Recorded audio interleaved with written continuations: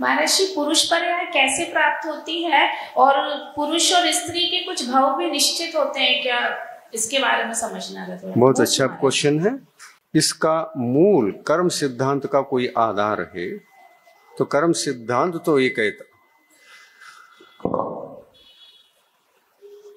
कर्म सिद्धांत तो ये बता रहा है जो सम्यक्त्व का पालन नहीं करते। सम्यक तो धर्म है और सम्यक तो उत्पन्न होने के बाद चौथा गुणस्थान होता है और सम्यक्त्व का जैसा लक्षण है वैसा लक्षण पालन करने की शक्ति ना हो स्त्री पर्याय से बच नहीं सकते। और इसलिए स्त्री पर्याय में जन्म न लेने के लिए सम्यक दर्शन जीवन में हासिल कर लो, ये गारंटी देते हैं अगली पर्याय में पुरुष पर्याय में ही जन्म लेंगे। सही है? समझ में आ गया? क्या करना पड़ेगा? सम्यक दर्शन का लक्षण आगम से समझो। रत्नकर्ण श्रावकाचार है, उसमें 25 दोष हैं, उन दोषों से बचो। और वो दोष भी समझ में नहीं आते हैं तो मैं समझा दूंगा। स्त्री पर्याय से कौन बचता है? तो पहली बात है कि सम्यक दर्शन ही आपको स्त्री पर्याय से बचा सकता है। पहली बात।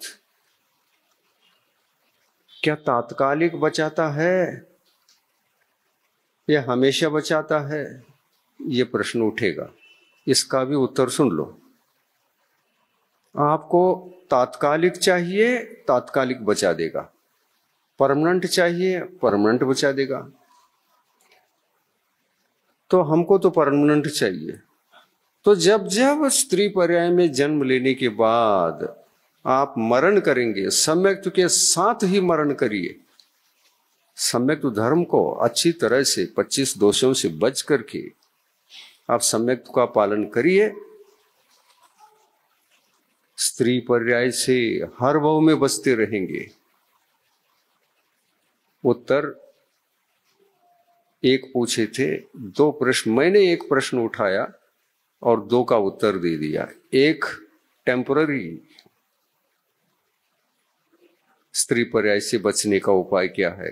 टेम्पररी चाहिए है, सम्यक्त्व का पालन भी टेम्पररी करो। इस भाव में करो, अगले भाव में मत करो। हमेशा चाहिए क्या? इसी भाव में चाहिए सम्यक दर्शन?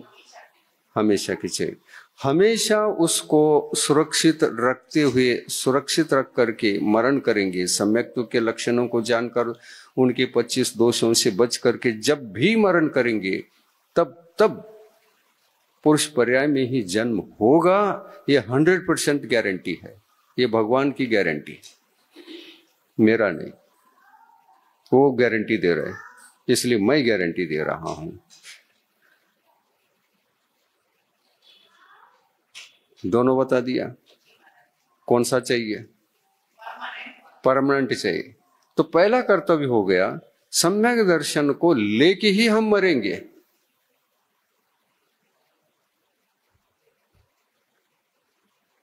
ठीक है? सम्यक दृष्टि जीव कैसा होता है, 25 दोषों को हम समझाएंगे, आंखें खुल जाएंगी आपकी। सम्यक दृष्टि जीव कभी भी किसी के दोषों का प्रचार प्रसार नहीं करता है।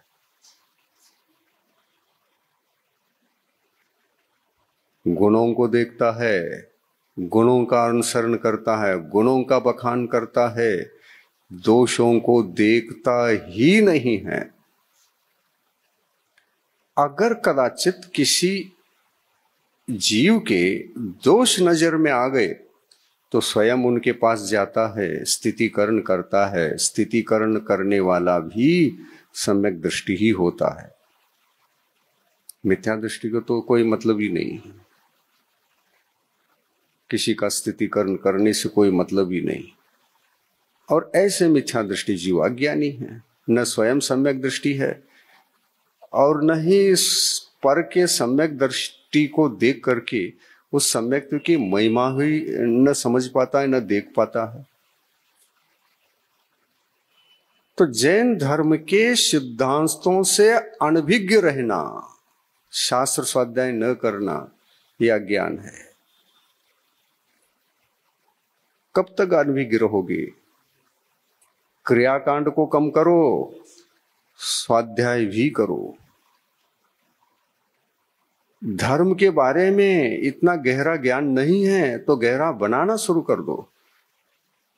पूजन कम करो। 1 घंटा अगर आपके पास समय निकला हुआ है, 15 मिनट में पूजन करके खत्म करो,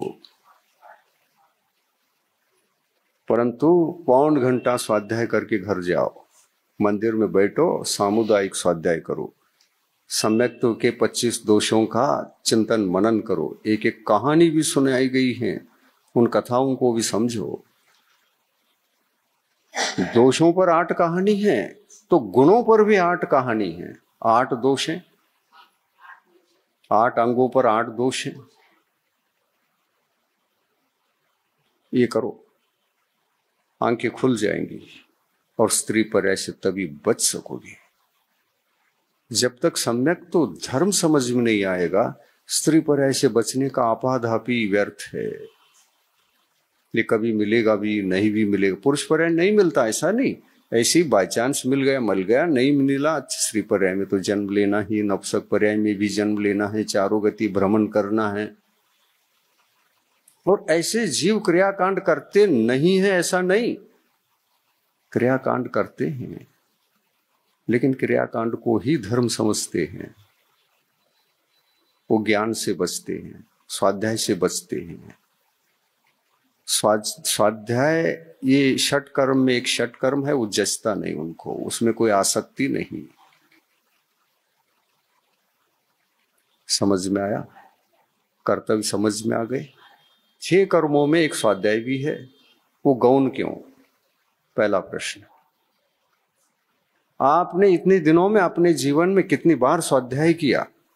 आत्मा की चिंता, आत्म धर्म की चिंता, सम्यक्त्व की चिंता, सम्यक ज्ञान की चिंता, सम्यक चारित्र की चिंता कितनी बार की? अब क्रियाकांड में रस है, इससे पुण्यबंध होगा। पुण्यबंध से 4 गतियों में अच्छे गति में भी जाओगे, ये संसार मिटने वाला नहीं है।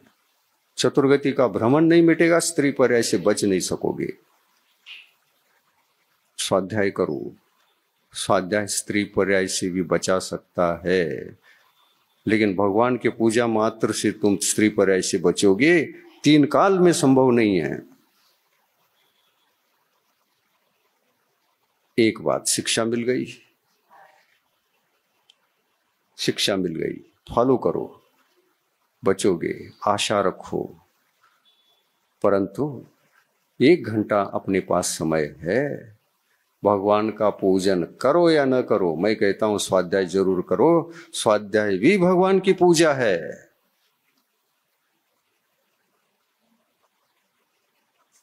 और स्वाध्याय में रुचि लगेगी, भगवान की पूजा भी करना चाहिए, मालूम पड़ेगा। स्वाध्याय से पता लगाओ कि पूजा भी करना चाहिए कि नहीं करना चाहिए। तो स्वाध्याय में षट कर्म लिखे गए हैं, आएंगे वो। देव पूजा, गुरुपास्ति, स्वाध्याय, संयम, तप और धर्म, ये छो चाहिए कि नहीं? षट कर्माणि दिने दिने नित्य करो इन क्रियाओं को। दान भी नित्य दो। अतिथि गली में घर के सामने से गुजर रहे हैं, पड़गाओ, चौका मत लगाओ, शुद्ध भोजन करो। हमारे घर के सामने से अतिथि 10 बजे जा रहे हैं, 9 बजे जा रहे हैं, उनको प्रतीक्षा किए बिना भोजन नहीं करेंगे, ये अतिथि समीवाग व्रत है। और इसको दिने दिने, कभी कभी नहीं, नंबर लगा के नहीं, ये प्रमाद है, ये अतिथि समीवाग का अनाचार है, अतिचार नहीं। और आघात है षटकर्म पर। षटकर्म का महादोष है। इस महादोष से जीवन अगर जी रहे हैं तो बाहर आइए।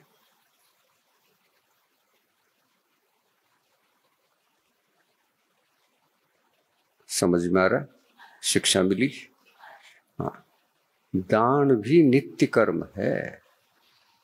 कोई अतिथि, जगन्य सुपात्र, मध्यम सुपात्र, उत्तम सुपात्र, इसमें से अतिथि वो हैं जो तुम्हारे चौके के भोजन को स्वीकार नहीं करते। तुम जो खा रहे हो उसका शुद्धिकरण है या नहीं देख करके शुद्ध भोजन ग्रहण करते हैं, वो असली दाता है। जो अतिथि हमारे घर में आ जाए, अतिथि नहीं आते हैं। अतिथि का मतलब कौन? जो तिथि के बिना आते हैं आपके घर में, और तुम चौका लगाते हो तो तिथि से आना पड़ेगा, क्योंकि आज इनका हुआ, कल इनका होगा, इनका होगा, इनका होगा। महाराज चौथे दिन है, आप आओगे नहीं तो कल से तो बंद होना है मेरा चौका। बाध्य कर रहे हो अतिथि को, तिथि पर आओ, हम 4 ही दिन चौका लगाने वाले हैं। दान की प्रक्रिया भी बिगड़ चुकी है पंचम काल में। कोई नैसर्गिक प्रक्रिया बची नहीं है, और मैं सावधान हो रहा हूं। उस नैसर्गिक प्रतिक्रिया को जीवित करने के लिए सावधान हो चुका हूं। अब बहुत मुश्किल है मेरे लिए आहार देना आपको। अब तो अतिथि को अतिथि की तरह बुलाना पड़ेगा। और अतिथि अगर नहीं आए, अतिथि कौन? जो तिथि पर नहीं आते। और तिथि पर आने वाले कौन? मध्यम सुपात्र, जगन्य सुपात्र। ये दोनों भी महान हैं। अतिथि ही महान है ऐसा नहीं, जो तिथि से आते हैं उतने ही महान है जो अतिथि की महानता है। क्या ये मध्यम पात्र नहीं, प्रतिमाधारी? क्या मैं ही पात्र हूं? ये बात हमेशा के लिए ध्यान रखो। अतिथि का ही केवल दृष्टि उधर ही टिक गई, सम्यक्त्व का दोष, धर्म में दोष लग गया। फल की दृष्टिकोण से देखो, उत्तम सुपात्र, मध्यम सुपात्र, जगन्य सुपात्र, इन तीनों में जो दान दिया जाता है नित्य, फल वही है। पुण्य की दृष्टि से भी देखो, फल वही है। परमार्थ की दृष्टिकोण से भी देखो तो फल वही है। स्वाध्याय करो, पता चलेगा। सम्यक ज्ञान संस्कार पढ़ो, तिलोई पन्नति पढ़ो, आपको ज्ञान ही नहीं है। आप अपने ढंग से जीना चाहते हैं। अतिथि कैसे मिलेंगे? अतिथि ज्ञानी होते हैं, प्रतिमाधारी भी ज्ञानी होते हैं, धर्मात्मा होते हैं, सम्यक तो ज्ञान और चारित्र के आराधक हैं।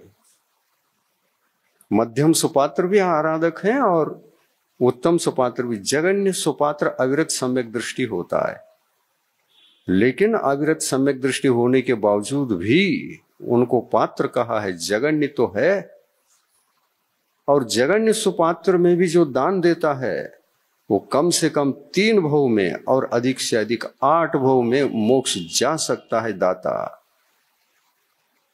उपेक्षा मत करो, जगन सुपात्रों की उपेक्षा नहीं, न ही मध्यम सुपात्रों की उपेक्षा। उत्तम सुपात्र ही पात्र है, धारणा हटाओ। स्वाध्याय करो तो पता चलेगा। ये तीनों को सुपात्र कहा है, और कुपात्र और अपात्र अलग विषय है, वो कभी समझाऊंगा। पहले पात्रों को समझो और दान की प्रक्रिया में सजगता लाओ। तुम भोजन खुद करते हो, शुद्ध करो, इतना ही बात। ये जो उपलब्ध है वही देना है। प्रक्रिया शुद्ध होना है।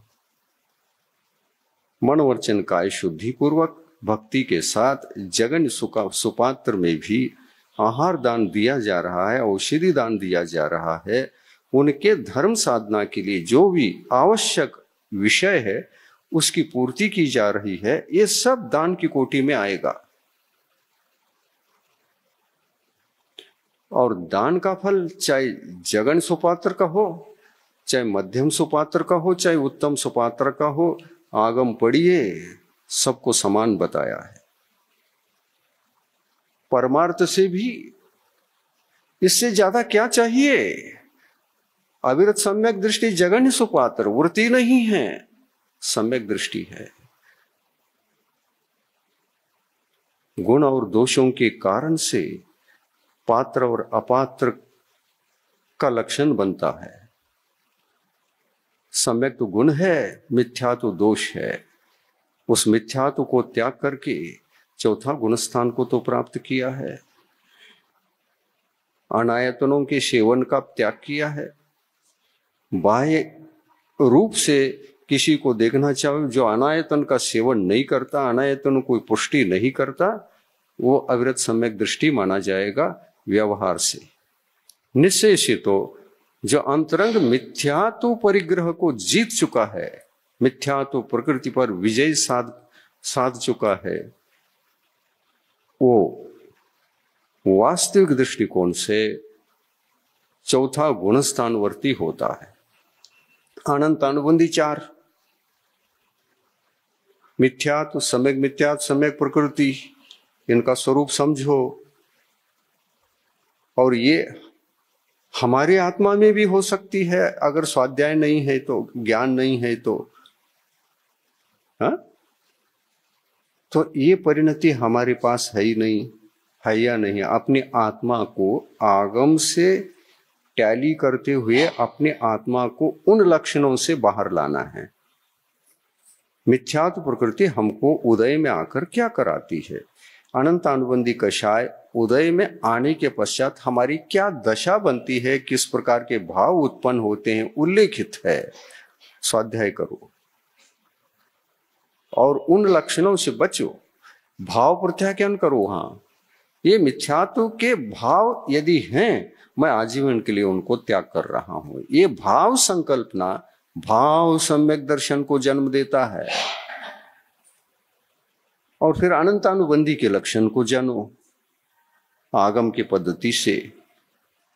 या समझ नहीं पा रहे हैं तो मैं समझाता हूं, बैठो, समय निकालो, क्रियाकांड गौन करो थोड़ा, परंतु गुरु के सानिध्य में चरणों में बैठ करके उन लक्षणों को समझने का प्रयास भी करोगे तो जिंदगी का द्वार खुल जाएगा।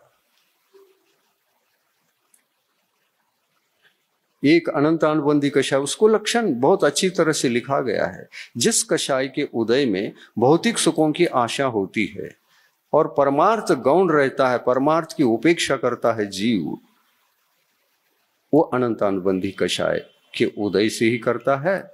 ये काम अप्रत्याख्यानावर्णी कषाय का भी नहीं, प्रत्याख्यानावर्णी कषाय का भी नहीं, और संजोलन कषाय का भी नहीं। ये लिखा है। और इसीलिए मिथ्यात्व कर्म को बांधने वाला और स्वयं भी बंधने वाली कोई कषाय है तो वो अनंतानुबंधी है।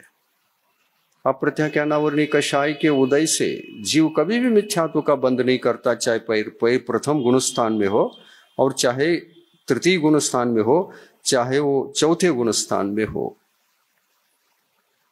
समझो, कब कर्म सिद्धांत कब समझोगे? केवल पूजा क्रिया कांड में भागे भागते भागते थक जाओगे तुम, उससे कुछ होने वाला नहीं है। मैं ये नहीं कह रहा हूं कि पूजा करना व्यर्थ है, पूजा संक्षिप्त करो, उससे ज्ञान नहीं मिलता। स्वाध्याय ज्यादा करो। मेरी बात को समझो, उल्टा सीधा मत समझना। मैं पूजा को इतना महत्व नहीं देता, बस स्वाध्याय को महत्व देता हूं, क्योंकि आपको जो केवल क्रियाकांड में उलझे हैं उनके लिए है ये, और जो षट कर्म कर रहे हैं, स्वाध्याय भी कर रहे हैं, उनके लिए मेरा प्रवचन नहीं है। वो सही रास्ते पर चल रहे हैं। और जो स्वाध्याय नहीं करते हैं, स्वाध्याय मंडल बनाना चाहिए और सामुदायिक स्वाध्याय करना चाहिए, और ये चालू होना चाहिए। बच्चों को पढ़ाना आसान है, लेकिन खुद अज्ञानी रहकर पाठशाला की व्यवस्था करते हो और स्त्री पर ऐसे बचना चाहते हो।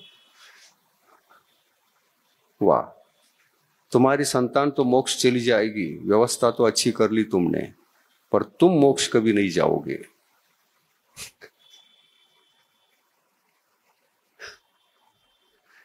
शंका समाधान में इतना जोरदार शंका समाधान, कठोर तो नहीं लगा? नहीं लगा, नहीं लगा। और जो समझदार होता है उनको लगता भी नहीं, और जो समझदार नहीं होता उनको लग भी सकता है। इसलिए मैंने याद किया, कठोर तो नहीं लग रहा है? नहीं लग रहा है, बहुत अच्छी बात है। एक विषय ये समझ में आ गया कि टेम्परेरी और परमानेंट स्त्री पर्याय से मुक्त होने के लिए कम से कम एक सम्यक दर्शन तो चाहिए। तीसरा प्रश्न मैं ही उठाता हूं, इसके साथ 3 प्रश्नों के माध्यम से बात ही खत्म हो जाएगी। अंतिम क्वेश्चन, प्रश्न उठता है कि स्त्री पर्याय से बचाने वाला तो सम्यक तो है ही। तीर्थंकर माता भी जब स्त्री पर्याय के साथ जन्मी, मिथ्यात्व के साथ, प्रथम गुणस्थान के साथ ही उनका जन्म हुआ था। लेकिन सम्यक दर्शन को धारण करने की जो पात्रता आती है, 8 साल अंतर मुहूर्त बाद जीव जब बड़ा होता है, इतना अपनी उम्र से 8 साल अंतर मुहूर्त बाद सम्यक दर्शन को धारण करने की योग्यता इस कर्म भूमि के स्त्रियों में, पुरुषों में आती है। उससे पहले नहीं, कभी नहीं होगा। और यदि वो सम्यक दर्शन उतनी छोटी उम्र में आती है तो आती है, लेकिन उस छोटी उम्र में ज्ञानी माता पिता बच्चे को मिले तो धर्म की बातें चलती रहती हैं, केवल क्रियाकांड की बातें नहीं चलती। ज्ञानी माता पिता के घर में स्वाध्याय भी करते हैं, चर्चा चलती है। संस्कार किसके आएंगे, किस पर पड़ने वाला है? संतान पर। आप क्रियाकांड करेंगे, क्रियाकांड का ही संस्कार आने वाला है। स्वाध्याय करेंगे, स्वाध्याय का संस्कार आने वाला है। दान देंगे, दान देने का भी संस्कार है। आप छौ कर्म कर रहे हैं तो छौ का संस्कार नई पीढ़ी पर आएगा। समझिए, ऐसा शंका समाधान कभी नहीं भी सुना है तो पहली बार सुना रहा हूं। किसी ने भी नहीं सुना होगा तो पहली बार सुन रहे होंगे। सुनिए, षट कर्म चाहिए कि नहीं? पहला इसका संकल्प करो। न चारित्र की कमी रहेगी, न संयम की, न दान रूप कर्तव्य की। षट कर्माणि दिने दिने कहा है, और पूजन दिन रात कर रहे, पूजन में ही मन लगा हुआ है। इतने मात्र से कोई धर्मात्मा नहीं बनता, इतने मात्र से कोई सम्यक दृष्टि नहीं बनता। सम्यक दर्शन की जो अंग हैं वो कर्तव्य हैं, बाहर के वो 6 हैं। षट कर्माणि दिने दिने, 6 कर्मों को करना चाहिए। नित्य द्वारापेक्ष करिए। ये अतिथि संविभाग है। खुद खाने से पहले अतिथि की प्रतीक्षा किए बिना हम नहीं खाएंगे। खाकर भी प्रतीक्षा कर सकते हैं, लेकिन खाए बिना करो या खा करके करो, अतिथि की प्रतीक्षा किए बिना खुद भोजन करना अपराध है, अधर्म है, पाप है। इस पाप से बचिए, अपराध से बचिए, अपने जीवन को सुधारिए। शुद्ध भोजन करना कोई बड़ी बात नहीं है। थोड़ा बहुत आटा, वो ये मसाले सामना, घी है, तेल है, जो भी पेय पदार्थ हैं, खाद्य पदार्थ हैं, मर्यादा से रखना, मर्यादा को मेंटेन करना, बस इतनी ही। और क्या है? और अतिथि के टाइम आने का हो गया तो भोजन रेडी रखना। अतिथि निकल गए, बाद में भोजन करना, लेकिन करने से पहले उनको याद करना, मैं कुछ तो अतिथि के हाथों में 1 ग्रास भी रख करके आता हूं, तो मुझे मेरे वस्तु का दान देने का पुण्य लगेगा। इसलिए मैं भोजन करने से पहले अतिथि के हाथ में एक ग्रास दे करके आऊं अपनी वस्तु का, तो मेरा शुद्ध भोजन करना सार्थक हो जाएगा। ये सम्यक दृष्टि का लक्षण होता है कि अतिथि को छोड़कर मैं नहीं खाऊंगा। एक ही ग्रास चमत्कार पैदा होगा।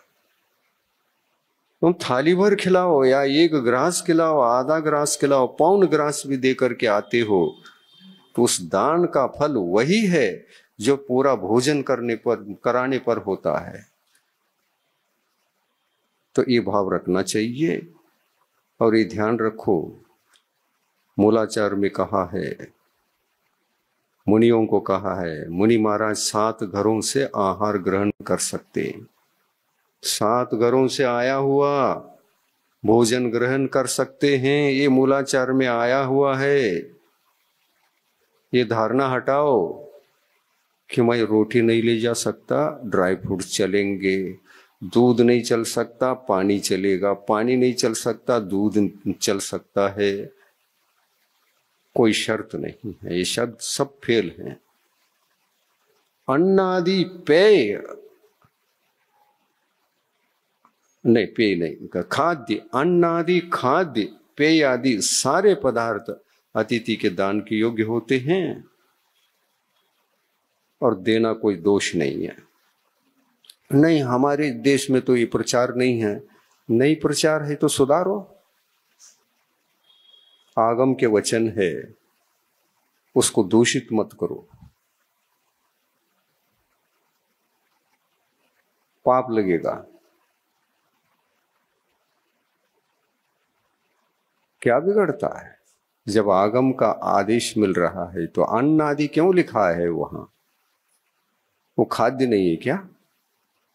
और अन्न आदि ही देना चाहिए, तो क्या दूध आदि नहीं देना चाहिए? औषधि आदि नहीं देना चाहिए? देना चाहिए। महाराज ये तो 7 घर के ऐसी श्रेणीबद्ध होने पर ही दिया जाता है। तो 7 श्रेणीबद्ध दे दो या श्रेणीबद्ध नहीं देता, नहीं दे दो। पहले देना सीखो, पहले देना सीखो। ये दे सकते हैं, ये संस्कार आ जाए, और फिर बाकी दोष तो बाद में बचेंगे हम बाकी दोषों से। और वो दोषों का अध्ययन करेंगे, ऐसा क्यों कहा, ऐसा क्यों कहा, श्रेणीबद्ध ही क्यों, श्रेणीबद्ध नहीं हो तो क्या बात है। उसकी चर्चा, उसका शंका समाधान, उसका चिंतन मनन बाद में करेंगे, वो लंबा विषय है। मैं ज्यादा नहीं कहना चाहता, पहले देना सीखो। इतना भर भी संस्कार आ जाए ठीक है, और ऐसे संस्कार जो पड़े हैं निकाल डालो कि हमारे देश में नहीं चलता। ये तो आप ही बता रहे हैं। ये सबके लिए मेरा कहना है। बैठे हैं सफेद वस्त्र वाले भी, उनसे भी कहना है। गलत प्रचार और गलत समझ दोष लगता है, आगम लोप होता है, आगम का विरोध होता है इसमें।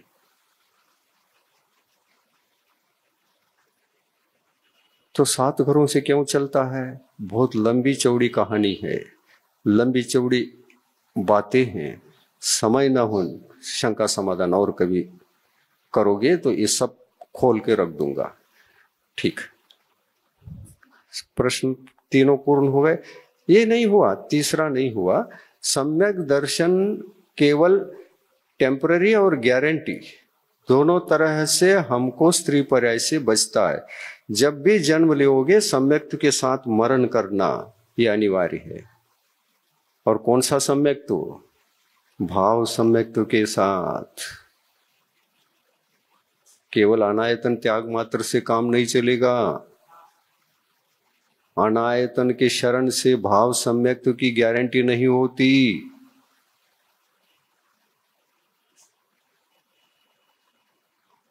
आयतनों की शरण में तो रहना ही पड़ेगा। केवल आयतनों की शरण से भी गारंटी नहीं है, क्योंकि आयतन के शरण से रहने वाला भी अगर अनंत अनुबंधी और मिथ्यात्व के 3 प्रकृतियां उनको समझकर उनका त्याग नहीं किया है तो आयतन के शरण में रहने वाला भी पहले गुणस्थान में ही रह सकता है।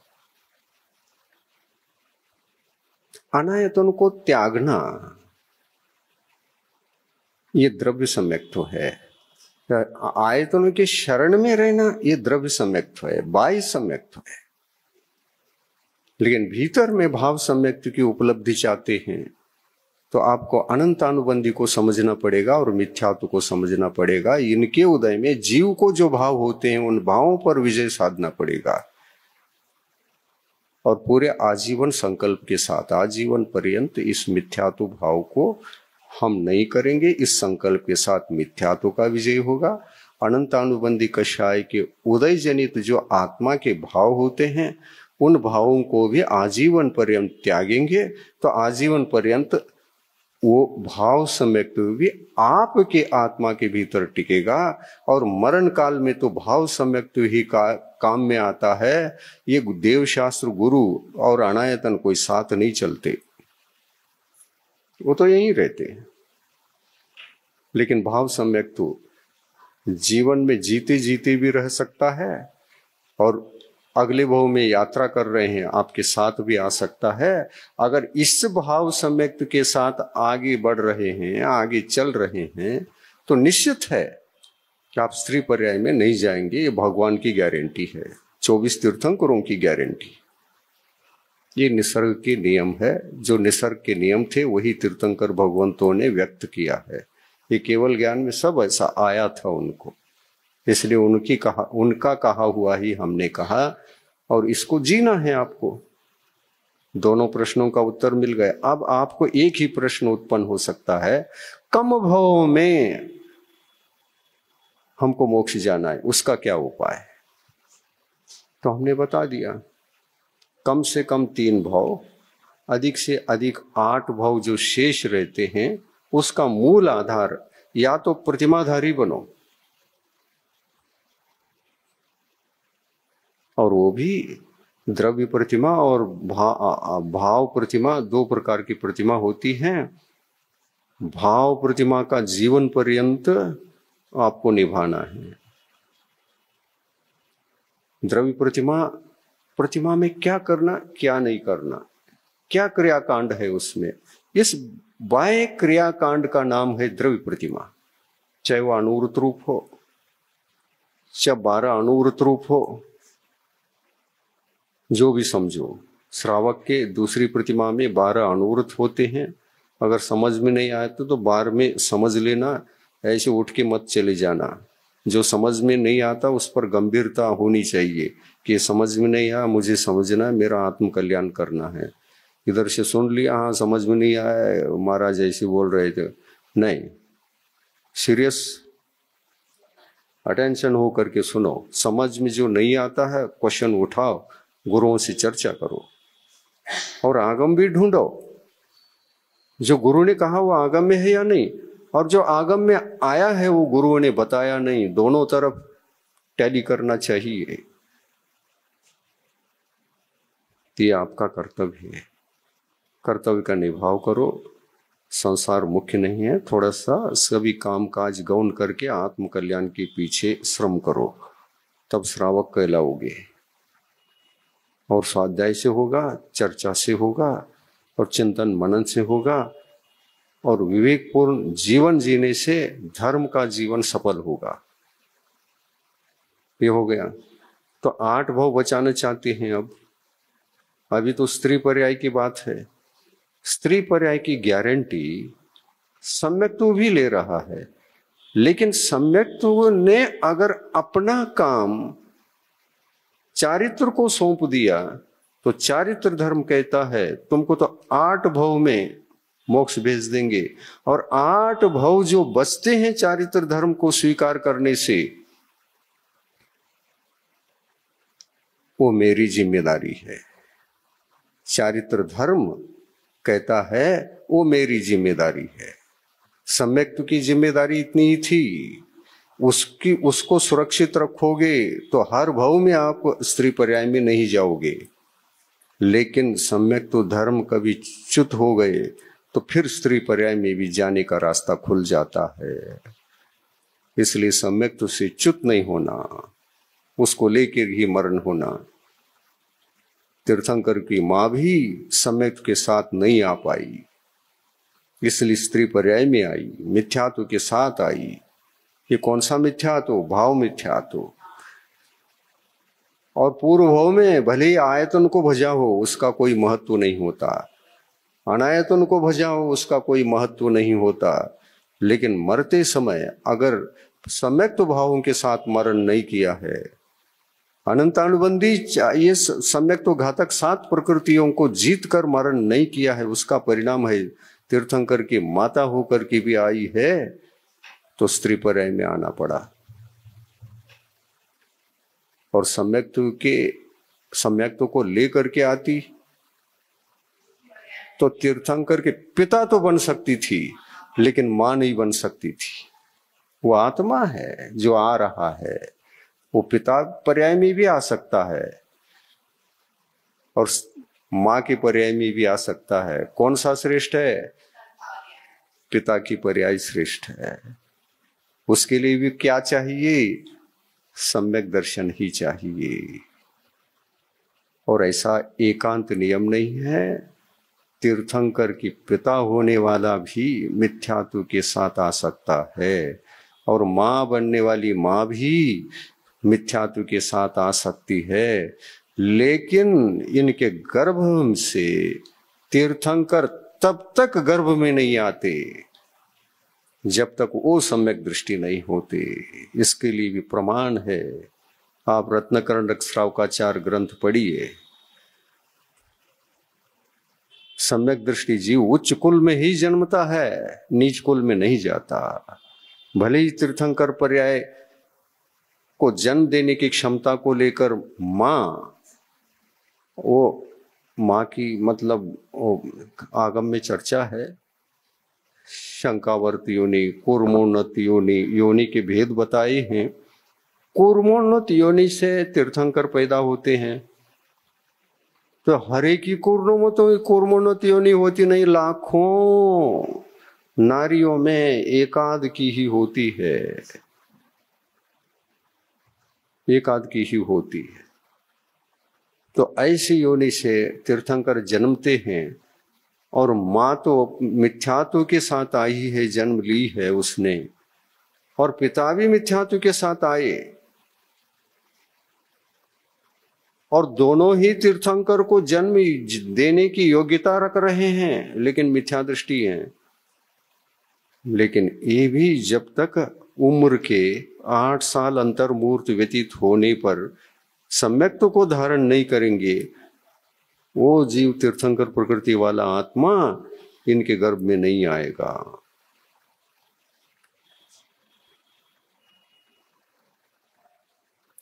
निसर्ग का नियम है,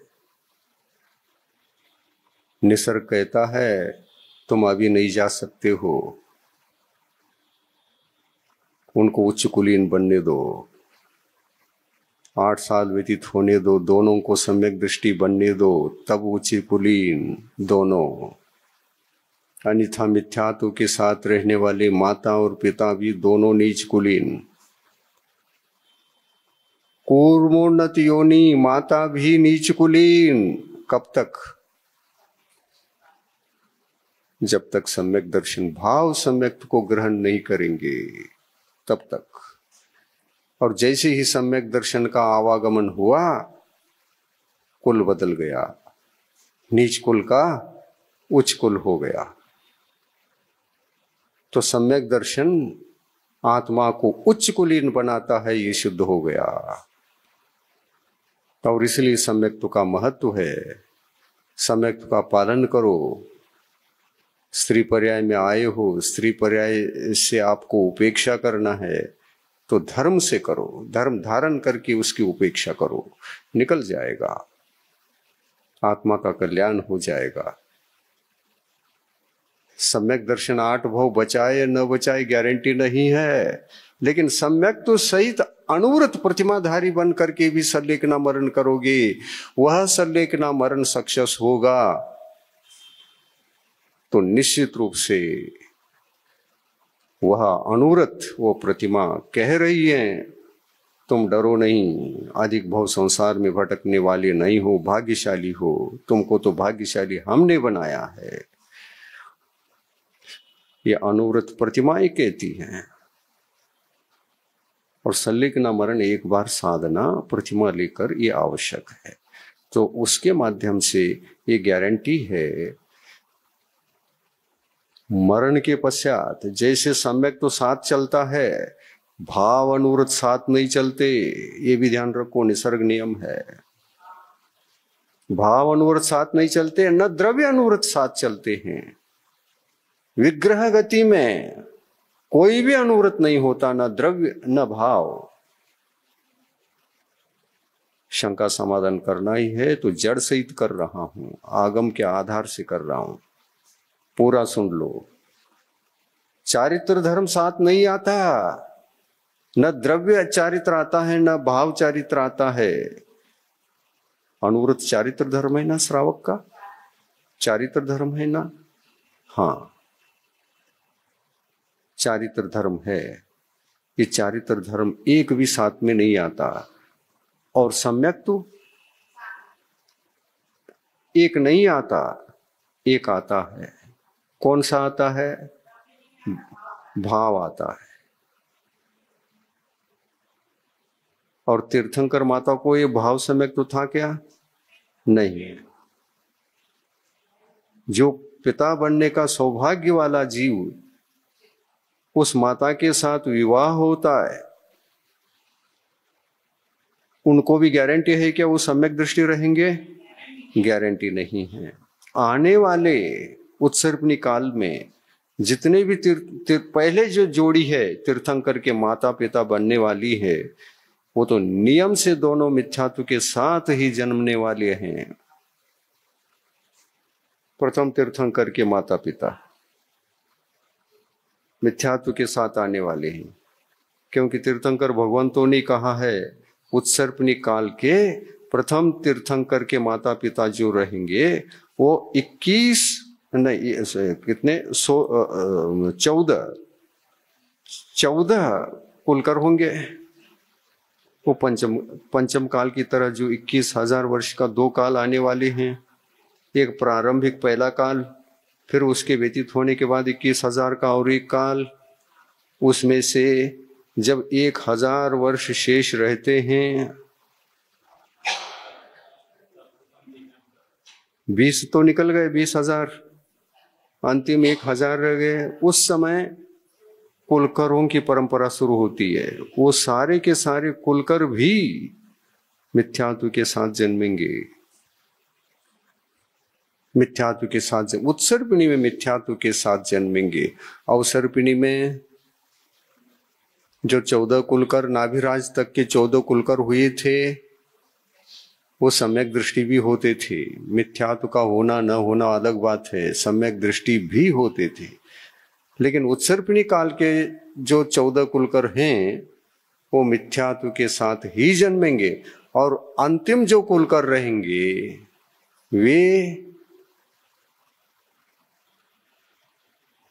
वे किसको जन्म देंगे? नाभिराय कौन थे? कुलकर थे क्या? नहीं थे। और यहां पर 14वें कुलकर कौन होंगे उत्सर्पिणी में?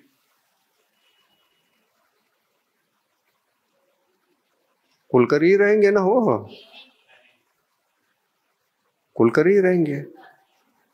कुलकर रहेंगे, लेकिन जन्म किसको देंगे?